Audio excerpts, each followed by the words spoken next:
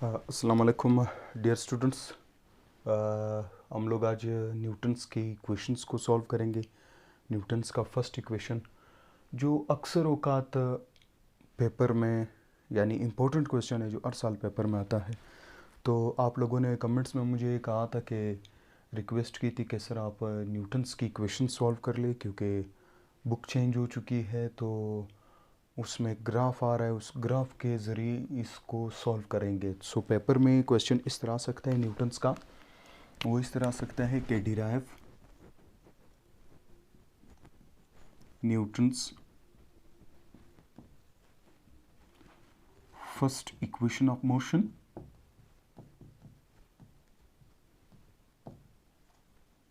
और इस तरह भी आ सकता है क्वेश्चन कि prove that v F is equal to we I plus A t. इस तरीके से क्वेश्चन आ सकता है कि प्रूफ कर ले। तो फर्स्ट ऑफ ऑल एक ग्राफ ड्रा करेंगे, उसके अंदर हम लोग बात लिखेंगे कि ग्राफ हमारे पास ये वाली ग्राफ थी।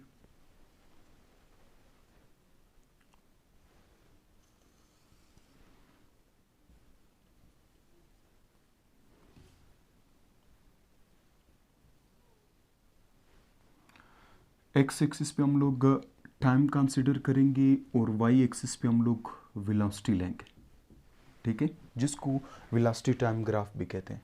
तो सबसे पहले कंसिडर करते हैं कि कोई बॉडी है जो पॉइंट ए से ट्रेवल कर रही, पॉइंट ए से स्टार्टिंग पॉइंट है और यहाँ तक कंसिडर करते बी पॉइंट तक की बॉडी पहुँची।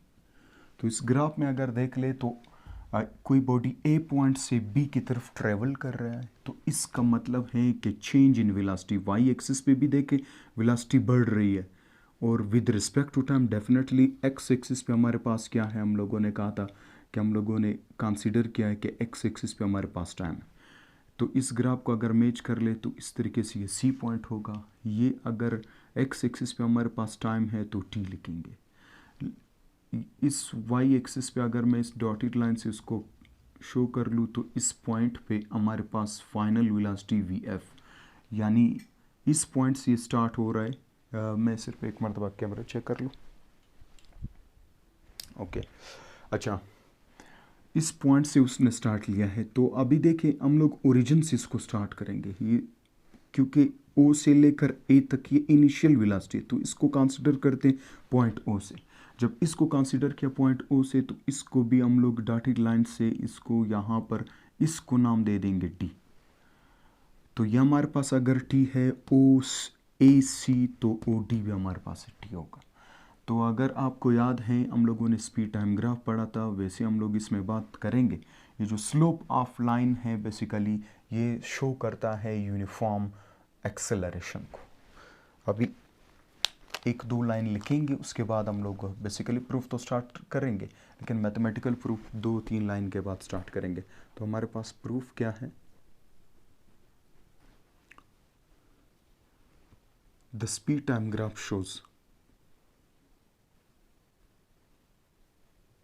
द स्पीड टाइम ग्राफ, या आप इसको कहते हैं velocity time graph, shows velocity time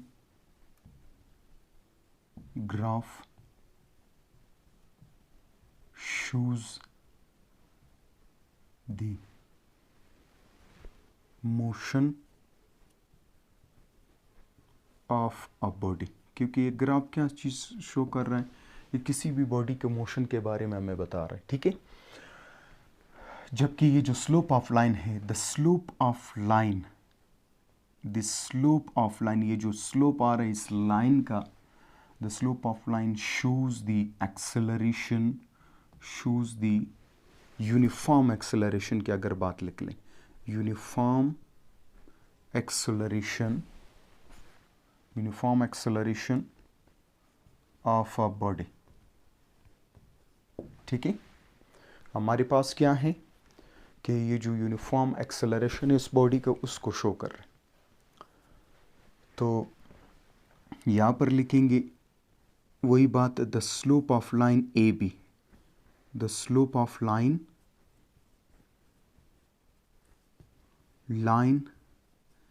A B is equal to acceleration of body. ये जो स्लोप ऑफ लाइन है ये एक्सेलरेशन को शो कर रहे हैं। तो आपको पता है कि स्लोप ऑफ लाइन का फार्मूला है y अपान एक्स। वाई अपान एक्स से मुराद है कि ये वाली पोर्शन y है जिसको हम लोग परपेंडिकुलर कहेंगे, और ये बेस, ये स्लोप ऑफ लाइन का हमारे पास यू कैन से कि इक्वेशन है। तो यहाँ पर इस डायग्राम के मुताबिक स्लोप ऑफ लाइन, क्योंकि स्टार्टिंग पॉइंट उसने ए से बी तक लिया है, तो ये वाली जो रीजन आ रही है स्लोप ऑफ लाइन, इसको बी सी का नाम दे देंगे। और यहाँ हमारे पास ये जो यहाँ ये वाला पोर्शन जो आ रहा है टाइम वाला, ये क्या है, ए सी है। तो इसको इक्वेशन नंबर 1 का नाम दे देते हैं। बेसिकली अगर देखा जाए तो इस ग्राफ में हमारे पास ये वाली वैल्यू नहीं है, लेकिन ये वाली वैल्यू हमें पता है कि ये टाइम के इक्वल है। तो क्या काम करेंगे, इस वजह से हम लोगों ने पूरा लाइन कंसीडर किया कि बी से लेकर डी तक या डी से लेकर बी तक हमारे पास के इनिशियल पॉइंट से लेकर फाइनल पॉइंट तक ये वैल्यू मौजूद है। किस चीज़ की इक्वल है, फाइनल वेलोसिटी। ठीक है, तो इस तरीके से क्योंकि बी सी की वैल्यू हमारे पास नहीं है, तो पूरा लाइन कंसीडर करते हैं कि देयरफॉर बी डी पूरा लाइन जो है वो इक्वल है दो पॉइंट्स को प्लस करने की वजह से, या एक B C plus C D. तो मेरे पास ये कुछ ये जो बी सी की वैल्यू एज सच नहीं है, तो मैं सी डी को इधर शिफ्ट करूँगा, बी डी अपनी जगह पे हैं, minus C D which is equal to B C. अभी गौर कर ले, कुछ मैं एक मरतबा वैल्यू पुट करूँगा फिर सारे बता दूँगा कि इसकी स्टैंडर्ड वैल्यू क्या है। इस इक्वेशन नंबर 1 में पुट करेंगे। Equation number 1 can be written as, equation 1 can be written as, इसको हम लोग इस तरह भी लिख सकते हैं, इस equation can be written is, इस तरह लिखेंगे कि एक्सेलरेशन, एक लाइन में ड्रा करूँगा कि पॉसिबल है कि नहीं है, पूरा कंप्लीट आ रहा है कि नहीं आ रहा है। एक लाइन कंसिडर कर, इन दोनों के बीच में लाइन मैंने ड्रा कर लिया कि यहाँ पर कुछ यहाँ पर मैं लिख लूँ, उसको प्रूफ करा दूँ।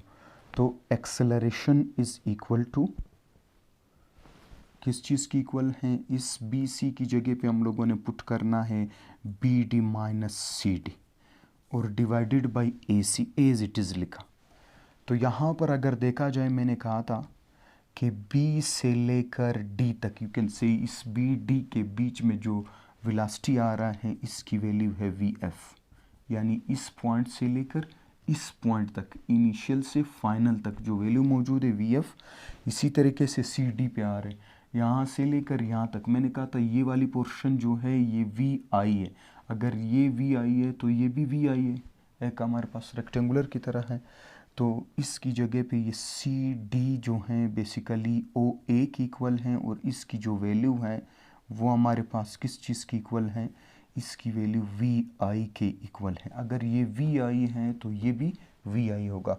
तो सी डी जो है वो ए इक्वल है और इक्वल टू वी आई।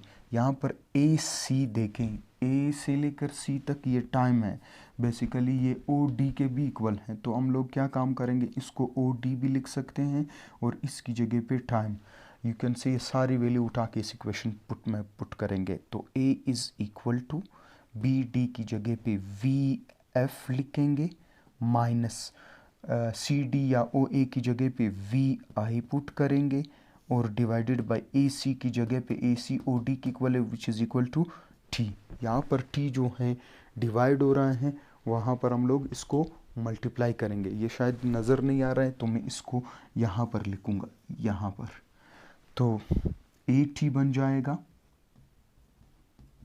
और हमारे पास V F minus we I.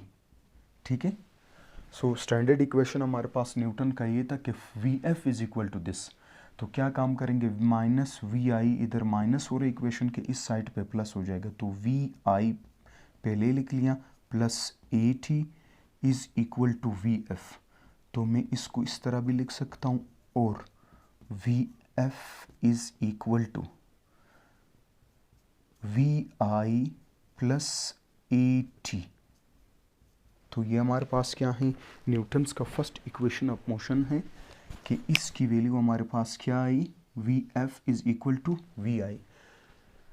तो इस इक्वेशन में हमारे पास सच इतना टफ कोई चीज़ नहीं है, लेकिन आपने ये बात जहन में रखना है कि बी सी की वैल्यू सच हमारे पास नहीं थी। आप भी कहेंगे कि जब ओ से लेकर ए तक वी आई है तो इधर ए से लेकर बी तक यू कंसिडर करते हैं कि सी से लेकर बी तक तो वी एफ होना चाहिए। नो, हम लोगों ने तो उसको इनिशियल पॉइंट यहाँ से लाया, तो हम लोगों ने यहाँ से लेकर यहाँ तक ये पूरा लाइन कंसिडर किया कि ये बी डी जो है, बी से लेकर डी तक या डी से लेकर बी तक जो वैल्यू है वो वी एफ मौजूद है, लेकिन बीच वाली नहीं है, तो इसलिए पूरा लाइन कंसिडर किया, बी सी की वैल्यू को रिप्लेस कर लिया, B D minus C D लिख लिया, A C as it is है, तो हमारे पास बी से लेकर डी तक वी एफ, सी डी की जो वैल्यू है वो इक्वल है वी आई का, क्योंकि ये सी डी ये वाला पोर्शन है, ये हमारे पास जो वैल्यू होगी ये भी यही होगी। इसी तरीके से ए सी से लेकर मैं डायरेक्ट वैल्यू भी पुट कर सकता हूँ। यू कैन से कि अगर ए इसकी इक्वल है ए सी तो ओ डी की इक्वल है, तो हमारे पास ओ डी बेसिकली क्या था, टाइम था। तो ये सारी वैल्यू उठा के इधर पुट करेंगे, टाइम यहाँ पर डिवाइड हो रहा है, यहाँ पर मल्टीप्लाई करेंगे तो हमारे पास ये वैल्यू आएगी।